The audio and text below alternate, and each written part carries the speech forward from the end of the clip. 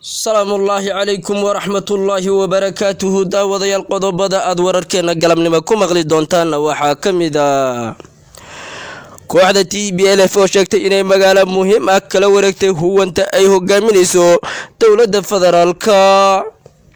sidoo kale dawladda federaalka ayaa waxay beenisay sheegashada kooxda TPLF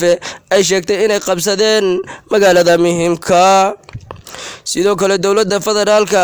ayaa sheegtay howlgalla ay xalay fulisay inay ku soo qabatay kooxo isku xiran oo la shaqeynayay kooxda TPLF sidoo kale ra'iisul wasaaraha dalka Itoobiya Dr. Abiy Ahmed ayaa safar degdeg ah ugu baxay dalka Turkiga booliska Soomaaliya dawladda deegaanka Soomaalida ayaa asna howlgal ka wada magaalada Jigjiga iyo meel ka baxsanba xabsigana u dhaadhiciyay dad badan oo ka tirsan dawladii hore Cabdi Maxamuud Cumar iyo xooga kamid ah mucaaradka deegaanka Soomaalida aynu u guda galno qodobadaas oo faahfaahsan daawadayaal wararkeena galabnimo kooxda TPLF ayaa waxa ay sheegtay in ay gacanta ku dhigtay magaalada Debretabug oo magaalo muhiim ah istiraatiijiga gobolka Axmaarada oo ugu taala meel muhiim ah magaaladan istiraatiijiga ee qabsatay kooxda TPLF ayaa la sheegay in usbuucyadii u dambeeyay ay dawladda federaalka difaac weyn ku jirtay hase yeeshee xalay bartamihii siqda dhexe kooxda TPLF u suura gashay inay gudaha u soo gasho magaaladaasi qabsashada TPLF ay sheeganaysa magaaladaasi ayaa wax ka madax bannaan oo cadeynaya ayna jirin maadaama ay TPLF soo bandhigtay sawirro muujinaya inay tahay magaalada Debretabug magaaladaas oo magaalo istiraatiiji ah oo haday arintaasi dhab noqotay inay TPLF noqotay ay TPLF u fududaanayso inay si dhib yar ugu gudubto magaalooyin kale oo ka tirsan gobolka Axmaarada ayaa waxaa laga dareemayaa cabsida TPLF ay ku hayso gobolka Axmaarada ayaa waxaa laga dareemayaa cabsi laga qabo kooxda TPLF inay isku sii balaadhiso gobolka Axmaarada sidoo kale xogag muhiim ah ayaa waxay sheegayaan inay caasimada labaad ee Gondar ee dawladda deegaanka Axmaarada ay dadku baqdin weyn qabaan dad badan ay horeba uga barakaceen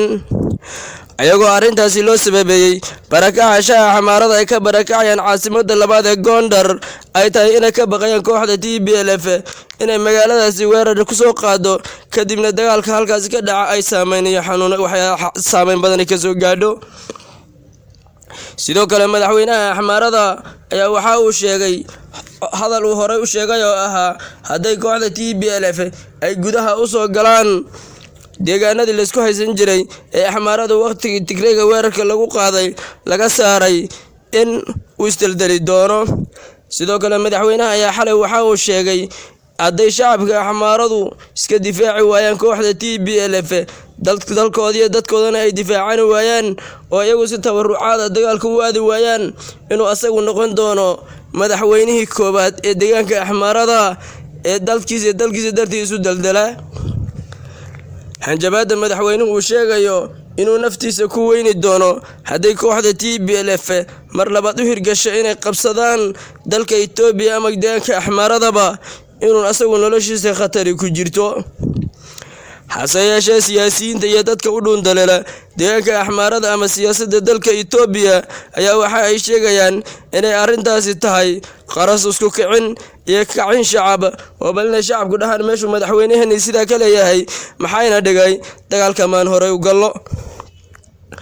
oo dadku si u dagaalamaan qabiiliyaha ama isdifaacidaha oo nafhurida sidoo kale waxaa la sheegayaa hay'adaha amniga ee dalka Itoobiya inay howlgallo ay ka sameeyeen magaalada Addis Ababa iyo maamulka ka baxsan ay ku soo qabteen xoogag ay sheegeen inay xiriir wanaagsan la lahaayeen TPLF qabashada dawladda federaalka ay qabanayso siyaasiyiinta iyo xoogaga mucaaradka ayaan mid cusub ahayn iyadoo markii horeba siyaasiyiin badan ay u xirnaayeen dawladda federaalka Itoobiya sidoo kale waxaa la sheegayaa inay hay'adaha amniga soo bandhigeen xulufo isku xidhan oo ku sheegeen inay bala shaqeynayeen kooxda TPLF oo markasta xogta dawladda iyo xaalku meeshu marayo ay u gudbin jireen hase yeeshee wax ka madax bannaan oo sheegaya arrintaasi inay dhab tahay oo dadkaasu dembiyadaas mutaysteen ayaanu haynin. sidoo kale ra'iisul wasaaraha dalka Itoobiya Dr. Abiy Ahmed ayaa saaka safar wuxuu ugu baxay dalka Turkiga. ra'iisul wasaaraha oo dalka Turkiga si fiican loogu soo dhaweeyay ayaa sawirada iyo muuqaalada sida ka muuqatay ayaa ahayd safar aad u farxad badan oo ra'iisul wasaaraha laga dheehanayay inuu sababtii u aaday inuu arrin fiican meeshaasi kala kulmi doono. maxaa yeelay wafdiga ra'iisul wasaaraha iyo soo dhaweyntiisa ayaa laga muuqanayay inay aad si qurux badan loogu sameeyo nashaadaha. ra'iisul wasaaraha dalka Itoobiya ayaa waxaa la sheegayaa arrinta uu aaday dalka Turkiga inay tahay tabarucaad ka rabo in looga tabaruco qaabkii looga watagi lahaa kooxda TPLF ama qaab siyaasadeed ama qaab diblomaasiyadeed ama qaab hubiyo difaacidba ha ahaatee. ra'iisul wasaaraha Itoobiya ayaa waxaa la sheegay ilaa waqtigii uu dagaalka kooxda TPLF la galay inuu wadamo badan aaday uu ka codsanayay inay ka caawiyaan qaybta dagaalka uu kula jiro jamaacadda TPLF. hase yeeshee lama ogo waxa uu kala soo kulmi doono ra'iisul wasaaraha dalka Itoobiya dalka Turkiga uu maanta safarka gaaban ku aaday iyadoo horeyba shacabka Itoobiya isla dhaxmarayeen in diyaaradaha droneska dalka Turkiga laga leeyahay in lagu arkayay meelo ka tirsan gobolka Axmaarada iyo gobolka Tigraygaba.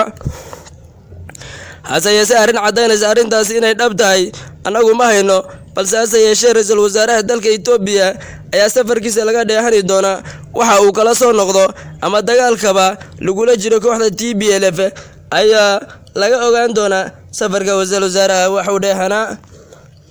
maadaama dalka Turkiga uu yahay dal caan ku ah caawinta dadka codsiyada oo la yimaada ee qaybaha dagaalada la isku haystay xulufooyinka adduunku isku dagaalamaan. sidoo kale booliska dowladda deegaanka Soomaalida ayaa howlgallo ballaaran waxay ka wadaan deegaanka Soomaalida iyo meelo ka baxsanba. booliska dowladda deegaanka Soomaalida ayaa waxaa lagu eedeeyay maalmihii la soo dhaafay inay howlgallo xooggan ka wadeen magaalada Jigjiga iyo meelo ka baxsan. sidoo kale waxaa la soo sheegayaa in kooxo ka tirsan dowladda Cabdi Maxamuud Umar iyo kooxo siyaasiyiinta madaxa bannaan loo yaqaano inay dowladda deegaanka Soomaalida xabsiga u dhaadhicisay.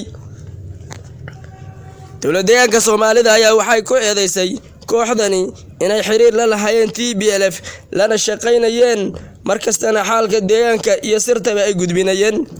sidoo kale booliska dowladda deegaanka Soomaalida ayaa waxa uu sheegay arrintaas inay arrin dhab ah tahay cadayna loo hayo. daawadayaal waxaan inaga tagaynaa tan iyo kulanti dambe oo wacan. assalaamu calaykum.